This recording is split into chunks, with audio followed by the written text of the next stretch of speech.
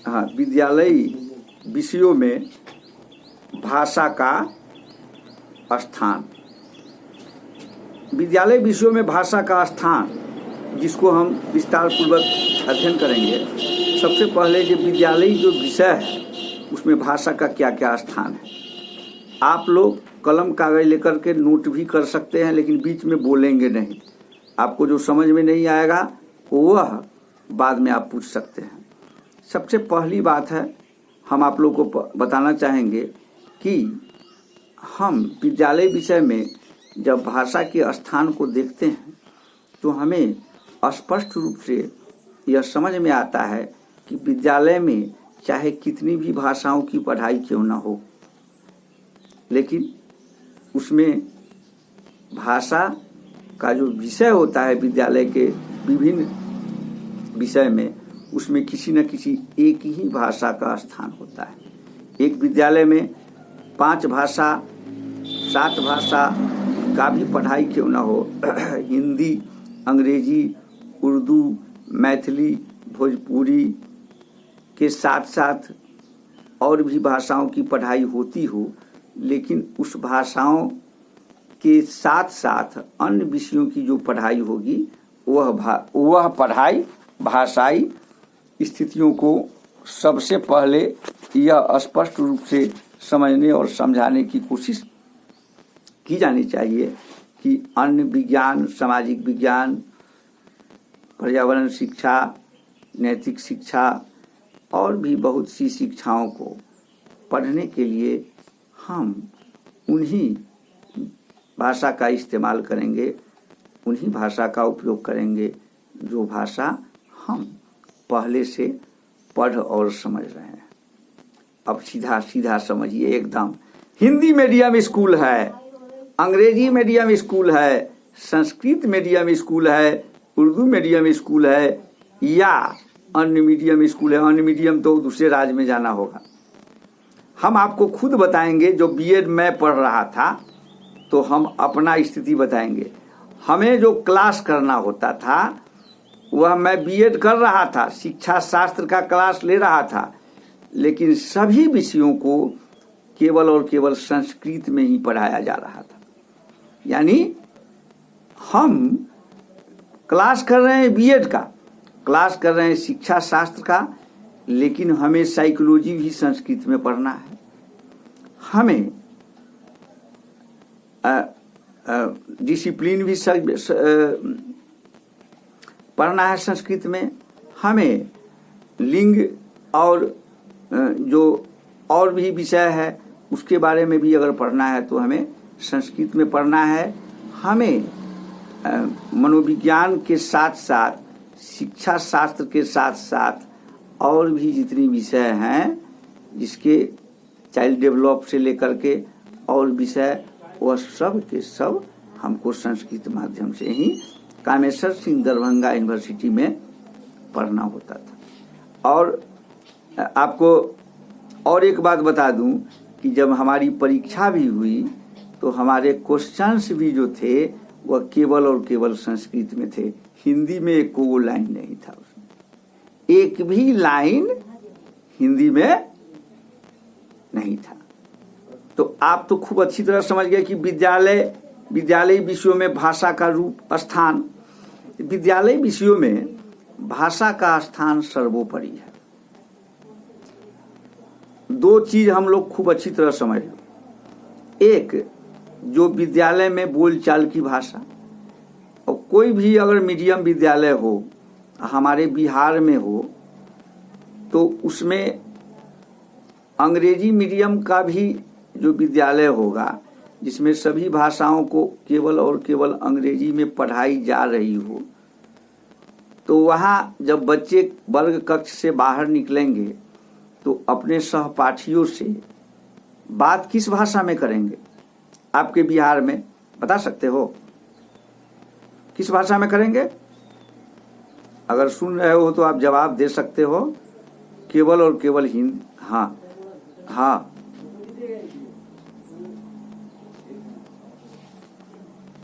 अच्छा अच्छा ठीक है, कर लेते हैं बेटा। अरे गौरव जी को एडमिट करना है। अच्छा ठीक है, हम कर लिए। तो इसमें हमको यह समझना है कि जिस वर्ग कक्ष को, जिस क्लास को हम पढ़ रहे हैं, वह वर्ग कक्ष, वह क्लास उसी भाषा में होगा। आप लोग सुन रहे हो ना? जब सुन रहे, हाँ, तो आप बताओ कि बिहार के बच्चे अगर क्लास से बाहर निकलेंगे तो अब वार्तालाप किस भाषा में करेंगे? हिंदी में करेंगे। बहुत अच्छी बात है, सौम्या बोल रही हो। चलो, हमको भी लग रहा है। तो हिंदी भाषा में जब बात करेंगे तो इसका मतलब यह है कि हमारे जो यह प्रादेशिक बिहार की भाषा है, इसका मेन भाषा, मुख्य भाषा हिंदी ही हो। लेकिन जब विद्यालय की भाषा का हम जब बात करेंगे तो आप शिक्षक से विद्यालय के बच्चे विषयों के अलावा अगर बात करेंगे तो किस भाषा में करेंगे? कोई और बताओ। अंग्रेजी में करेंगे चाहे हिंदी में करेंगे, ठीक है ना? वो भी बच्चे, हाँ, भाषा विद्यालय का जो प्रमुख जो स्थान है उसमें मीडियम कोई भी हो, लेकिन जिस प्रदेश का विद्यालय होगा, खूब अच्छी तरह आप लोग समझ लो, किसी भी प्रदेश का विद्यालय होगा, अगर उसका मीडियम कोई भी हो तो उस विद्यालय में जो शिक्षक होंगे, उस विद्यालय में जो विद्यार्थी होंगे, वे सब के सब उसी प्रादेशिक भाषा में अधिकांशतः बातों को करेंगे, भले ही उस विषय को वह उसी मीडियम में क्यों न पढ़ रहा हो। हमारे देश के लगभग सभी प्रांतों में अंग्रेजी पढ़ाई होती है, अंग्रेजी भाषा का विस्तार है, बिना अंग्रेजी के काम नहीं चल रहा है। लेकिन यह बात भी समझना उचित है कि उन सभी विद्यार्थियों के लिए, उन सभी भाषा भाषियों के लिए केवल और केवल अंग्रेजी भाषा ही सीमित नहीं रहती है, उसके प्रदेश के प्रादेशिक भाषाओं का भी समावेश उसमें आ जाता है।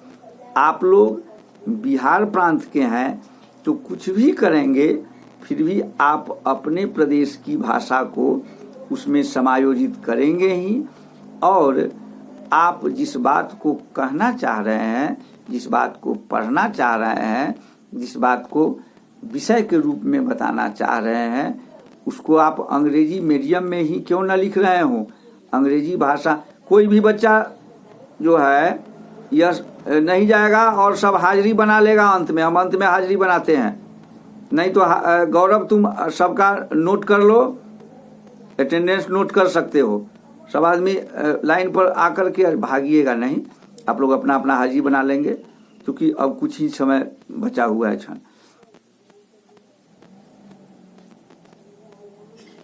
ऐसी बात नहीं है, कभी कोई नहीं कहेगा जो अंग्रेजी में लिखिए। आप अंग्रेजी में क्यों लिखेंगे? आप हिंदी में भी लिख सकते हैं, काहे नहीं हिंदी में लिखेंगे? हिंदी आपकी प्रादेशिक भाषा है और आपको कोई रोक नहीं सकता। यह सब तत्व आप उसको समझिए। आप जो भी एकदम लिख सकते हैं, आराम से लिख सकते हैं। आप केवल वहां पर लिखिएगा देवनागरी, जब लिखने का समय आएगा तो लिपि देवनागरी लिखिएगा। आप पूर्णतः सक्षम है लिखने में, आप अपनी बातों को स्पष्ट कर सकते हैं।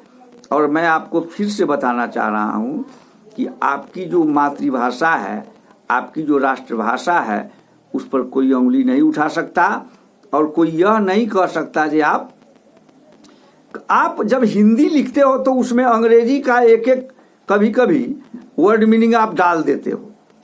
आपको हिंदी वाले कभी नहीं रोके। क्या अंग्रेजी में लिखते हो, उसमें हिंदी का अगर एक दो वर्ड डालोगे तो तुमको कौन रोकेगा? ऐसा नहीं होना चाहिए। और मैं भाषा के शिक्षक होने के नाते आप लोगों को यह फिर से बता दूं कि आपकी भाषा इतनी समृद्ध हो रही है, आपकी हिंदी भाषा का बोलबाला अब आपके देश में ही नहीं, अब विदेशों में भी खूब अच्छी तरह हो रहा है। आप अमेरिका जाइए, इंग्लैंड जाइए, रूस जाइए, फ्रांस जाइए, जर्मनी जाइए, चीन जाइए, जापान जाइए, वहाँ भी आपके हिंदी बोलने वाले भाषी बहुत हैं और आपके हिंदी भाषा को पूर्ण रूप से स्थान देते हैं। तो आप इस चीज को समझ लें। ठीक है, आप इस चीज को हम समझने का कोशिश करते हैं कि जब बात को हम तथ्य को समझने की कोशिश करते हैं, समझाने की कोशिश करते हैं, तो आप यह खूब अच्छी तरह समझ लीजिए। जी हाँ, जी जी जी हाँ कर रहे हैं। तो इस बात को आप समझ लीजिए कि हम जिस तथ्य को, जिस बात को, जिस विचार को, जिस व्यवस्था को हम समझ रहे हैं, समझा रहे हैं, उस व्यवस्था को हम व्यवस्थित करने के लिए हमेशा पूर्ण रूप से अनुबंधित होते हैं। जिस बात को, जिस विषय को हम पढ़ रहे हैं, जिस विषय को हम समझा रहे हैं, जिस विषय को बता रहे हैं, जिस विषय को हम कुछ कह रहे हैं, उस विषय को कहने में, समझने में, सुनने में तथा उस तथ्य को समझाने में हम कभी गुरेज और परहेज नहीं करते। जिस भाषा का विभाग, जिस भाषा का ज्ञान हम किसी को देते हैं, उसमें विद्यालयी भाषा के साथ साथ हम उस विषय का भी ज्ञान भाषा के ही रूप में देते हैं, जिसे हमें समझना और समझाना है। नीतू सिंह जी का फोन आ रहा है, तो आप उन लोगों को सर मैडम लोग को बता रहे हैं क्या? लगातार फोन आ रहा है। क्लास के बारे में बताए हैं क्या आप लोग? आप बोल ही नहीं रहा है कोई, तो फिर तो उनको क्यों फोन आ रहा है? अरे सत्या बाबू सुनो, कॉलेज ये चार्ज में लगा हुआ, दूरा पर ही नहीं करना जो क्लास हो रहा है। चलो ठीक है, तो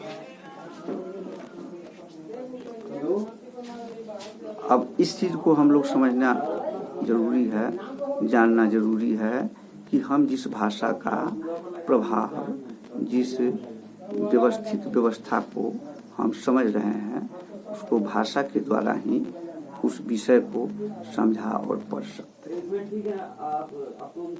जब हम अपनी अभिव्यक्ति को, अपनी बातों को, अपने तथ्यों को जिस भाषा के रूप में, जिस ज्ञान का संचार करते हैं, वह ज्ञान का संचार उस भाषा का गुणबोधन स्थिति को हम परिभाषित करने के लिए, बताने के लिए, उसको उत्प्रेरित करने के लिए हम केवल और केवल उसी भाषा का उपयोग करते हैं जिस भाषा का उपयोग हम पहले से हम उन विषय को पढ़ने में कर रहे हैं। हाँ, हो सकता है कि किसी भाषा को हम हिंदी में पढ़ रहे हों, किसी भाषा को हम हिंदी में बता रहे हों, किसी भाषा की जानकारी हम हिंदी में दे रहे हों, और वह भाषा उस किसी बात को हम दूसरे भाषा के बात को समझने के लिए हम अगर हिंदी जानते हैं तो हम हिंदी में ही उपयोग करते हैं, पहले हिंदी के द्वारा उस भाषा को समझते हैं। इसी प्रकार किसी दूसरे विषय को भी समझने के लिए हम उसी भाषा में उपयोग करेंगे जिस भाषा को हम पहले से समझ और जान रहे हैं। इस बात को, इस तथ्य को, इस समष्टि समावेश को हम उपयुक्त ढंग से बताना चाह रहे हैं, समझाना चाह रहे हैं, जो बात हम पहले से समझ और जान रहे हैं। जिस बात को हम समझ और जान नहीं रहे हैं, उस बात को हम किसी भी भाषा में कहा जाए, किसी भी तथ्य में कहा जाए, हम किसी दूसरे को समझा नहीं सकते हैं। तो आप इस बात को, इस तथ्य को समझ ले कि विद्यालय विषय में जो भाषा का जो स्थान है वह वही होगा जो उस विद्यालय का मीडियम होगा, माध्यम होगा। कभी कभी आप देखते हैं कि किसी किसी विद्यालय में लिखा रहता है कि विद्यालय का माध्यम, मीडियम हिंदी एवं अंग्रेजी। विद्यालय का तो माध्यम एक ही होना चाहिए, तो फिर हिंदी और अंग्रेजी क्यों लिखा रहता है? कहीं कहीं यह भी लिखा रहता है कि विद्यालय का माध्यम हिंदी, अंग्रेजी और उर्दू। तो इसका सीधा सीधा मतलब है कि विद्यालय में जो भाषा का स्थान है, किस भाषा में विद्यालय की पढ़ाई हो रही है। सबसे पहला ये बात है कि ऑल विषय, ऑल सब्जेक्ट की जो पढ़ाइयाँ हैं वो विद्यालय में किन किन भाषाओं में हो रही है। यह तो बात है कि कौन कौन भाषा पढ़ाया जा रहा है, लेकिन जब इतिहास, भूगोल, नागरिक और विज्ञान, जीव विज्ञान, रसायन विज्ञान, भौतिक विज्ञान, उसके बाद पर्यावरण शिक्षा, उसके बाद मैथ, गणित, इस इत्यादि की जो पढ़ाई हो रही है वह किस माध्यम से, किस मीडियम से पढ़ाई हो रही है, यह हमको तब प्रदर्शित होगा, तब जानकारी प्राप्त होगी जब विद्यालय का माध्यम उसके माध्यम के अनुसार होगा। अगर वह केरल में होगा तो वहाँ के भाषा अंग्रेजी होते हुए भी वहाँ का तमिल और तेलुगु भाषा उसमें समायोजन होगा। आपके यहाँ अंग्रेजी भाषा है, लेकिन उसका जब समायोजन होगा, उसका जब विस्तार होगा, तब उस भाषा को हम उसी तथ्य के आधार पर, उसी समावेश के आधार पर जब करते हैं, तब हमें यह समझ में आता है कि हम किन भाषाओं का, किन परिदृश्य का हम समायोजन कर रहे हैं। आप लोग 3-4 मिनट रुक सकते हैं कि हाजिरी बना ले आप लोगों का, आप लोग का हाजिरी बन जाए। पल्लवी, आप लोग का हाजिरी बना दे सबका। चलिए आप लोग नाम, हाँ, तो इस बात को, इस तथ्य को हम लोग समझ गए कि भाषा को कैसे समझेंगे, कैसे पढ़ेंगे और कैसे उस विषय को हम समझाएंगे। अब हम तुम लोगों का नाम लिख रहे हैं और जब रोल नंबर पूछेंगे तब तुम लोग बताना, तब तक हम कुछ पढ़ा रहे हैं, ठीक है ना, उसको देखते जाना। तो भाषा का जो विस्तार है उसको हम अनेक ढंग से करते हुए, अनेक माध्यम से करते हुए विद्यालयी भाषा का प्रभाव जानकर, समझकर, समझाते हुए उसके बारे में, उसके तथ्य को हम उचित ढंग से बताकर और हम उस विद्यालय के माध्यम को दर्शाते हैं। यह स्पष्ट रूप से हम कह सकते हैं कि जिस विषय में जिस तथ्य को हम पढ़ाते हैं उस तथ्य को समझने और समझाने के लिए विद्यालयी भाषा का स्वप्रयोग करते हुए उसका गुणबोधन, अवबोधन और संबोधन करते हैं। इस बात को समझकर हम उस माध्यम का विस्तार और स्पष्ट करते हैं। तो आज के लिए इतना ही, और आगे भी आप पूछिएगा। धन्यवाद।